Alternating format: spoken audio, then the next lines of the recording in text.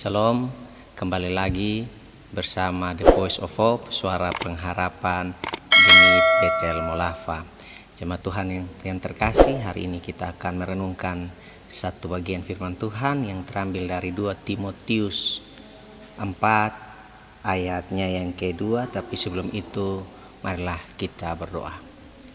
Bapa di surga, kami terbatas dalam memahami firman-Mu, tapi kami mohon Roh Kudus mampukan kami, terangi kami dengan terang surgawi-Mu, agar kami mampu merenungkan firman dan melakukan firman-Mu. Terpuji nama-Mu Yesus Kristus. Amin. 2 Timotius pasal 4 ayatnya yang kedua, di bawah perikop penuhilah panggilan pelayanan-Mu. Ayatnya yang kedua, beritakanlah firman, siap sedialah baik atau tidak baik waktunya. Nyatakanlah apa yang salah, tegurlah dan nasihatilah dengan penuh segala kesabaran dan pengajaran. Tema yang saya ambil pada malam hari ini adalah tanggung jawab seorang Kristen. Jemaat Tuhan yang terkasih, manusia memiliki tanggung jawabnya masing-masing, baik terhadap diri sendiri, sesama maupun terhadap Tuhan. Ada tanggung jawab yang berimplikasi pada kehidupan, tapi dalam konteks yang terbatas. Cita-cita jadi PNS, Tuhan berikan jadi PNS, bisa dapat memperbarui kehidupan keluarga, menambah kebutuhan ekonomi, membanggakan orang tua, mengangkat harkat dan martabat keluarga. Tapi itu konteksnya terbatas, bahwa kekayaan, keistimewaan, penghargaan itu hanya bisa dinikmati ketika kita ada di bumi. Ketika kita mati, kita tidak bisa menikmatinya.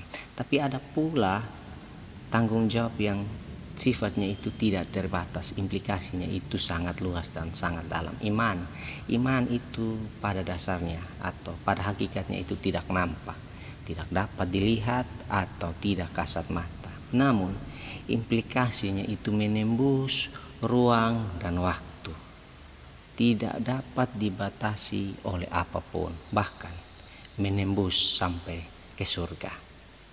Artinya setiap orang Kristen yang menjaga, merawat, memelihara, menumbuhkan imannya terus-menerus di dalam Kristus, dia tidak hanya menikmati sukacita di bumi, tetapi dia mempunyai jaminan untuk menikmati sukacita bersama Yesus Kristus di rumah Bapa. Oleh karena itu jemaat Tuhan yang terkasih, tanggung jawab ini adalah bagian yang sangat penting di dalam kekristenan. Oleh karena itu, Timotius menjabarkannya dengan sangat baik dalam 2 Timotius 4 ayatnya yang kedua. Siap sedialah baik atau tidak baik waktunya. Jemaat Tuhan yang terkasih, sadar atau tidak sadar, di dalam hidup kita melekat tanggung jawab sebagai pemberita, sebagai pewarta kabar pembebasan bagi semua orang. Itu sendirilah yang keluar dari mulut Yesus Kristus dalam Matius 28 ayat 19 sampai ayat 20. Pergilah, jadikanlah semua bangsa muridku dan baptislah mereka dalam nama Bapa, Anak, dan Roh Kudus. Jemaat Tuhan yang terkasih, tanggung jawab ini bukan saja diberikan kepada para hamba-hamba Tuhan atau para pendeta, tetapi setiap kita yang mengaku dari hati kita, dari mulut kita, dari tindakan kita, Yesus Kristus adalah Tuhan dan Juru Selamat, kita mempunyai tanggung jawab yang sama. Seringkali kita mempunyai semangat yang luar biasa, semangat yang menggebu-gebu untuk menjadi pemberita atau pewarta kabar baik, tetapi selalu terhalang akan keadaan yang memaksa. Entah itu sakit penyakit, entah itu persoalan kehidupan, entah itu kesibukan. Banyak keadaan yang memaksa kita untuk tidak menjadi pewarta kabar baik. Tetapi itu tidak menjadi penghalang bagi seorang Kristen untuk berdiri dengan teguh demi nama Yesus Kristus. Jemaat Tuhan yang terkasih, bahwa kita harus ingat bahwa hidup kita sendiri adalah Injil yang terbuka, yang terus-menerus diperbarui oleh firman Allah, dan untuk itu kita harus menjadi pewarta bagi sesama kita. Dan meskipun dalam menjalani kehidupan kita tidak selalu konsisten, tetapi ingatlah, Yesus Kristus bersedia dan terus-menerus menyertai kehidupan kita. Tangan kasih-Nya terus terangkat dan memberkati kita. Dan oleh karena itu, dalam Timotius menjelaskan dalam ayatnya yang selanjutnya, nyatakanlah apa yang salah, tegurlah dan nasihatilah dengan penuh kesabaran dan pengajaran. Jemaat Tuhan yang terkasih, dengan penuh kesabaran, bukan dengan emosi atau dengan mempermalukan orang lain atau dengan menghina orang lain atau dengan penuh kesombongan, tapi dengan penuh kesabaran.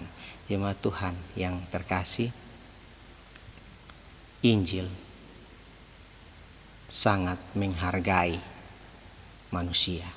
Dalam firman Tuhan berkata, tegurlah dia dengan 4 mata. Artinya Bapak Mama, Injil menghargai harkat dan martabat dari manusia. Bahwa Injil datang tidak untuk mempermalukan orang lain. Injil firman Allah datang tidak untuk menghina orang lain. Tetapi Injil atau firman Allah datang untuk membebaskan dari manusia dari ikatan-ikatan dosa yang membelenggu mereka dalam menjalani kehidupan. Jemaat Tuhan yang terkasih, oleh karena itu kita harus menegurnya dia, kita harus menegur sesama manusia dengan penuh kesabaran. Kenapa harus dengan penuh kesabaran? Karena nyatakan apa yang salah, tegurlah dan nasihati adalah sebuah perbuatan atau kegiatan yang dilakukan terus-menerus di setiap waktu, di setiap saat, pada segala tempat, di setiap perkumpulan, pada setiap persekutuan. Kita harus melakukan ketiga hal ini.